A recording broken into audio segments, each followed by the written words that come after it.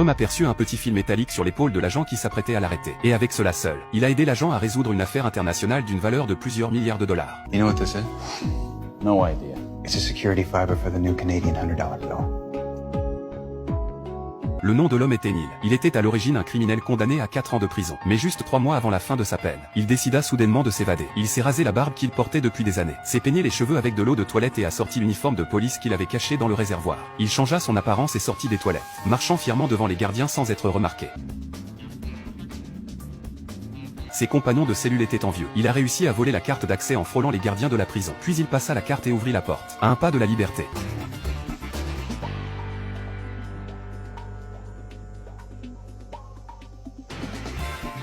Heureusement, le nouveau gardien ne connaissait pas bien ses collègues, et Neil s'échappa sans incident. Il se dirigea alors vers le camion de maintenance dans le parking. Après avoir essayé de démarrer d'une seule touche, il mit sa musique préférée. Il a conduit la voiture volée jusqu'au parking de l'aéroport et a fait croire qu'il partait en avion. Il a ensuite acheté un uniforme de travail jaune et a attendu qu'une Rolls-Royce arrive au terminal. Il s'est fait passer pour un agent de stationnement et s'est approché de la voiture. Le propriétaire avait l'habitude de penser qu'il était un travailleur de l'aéroport.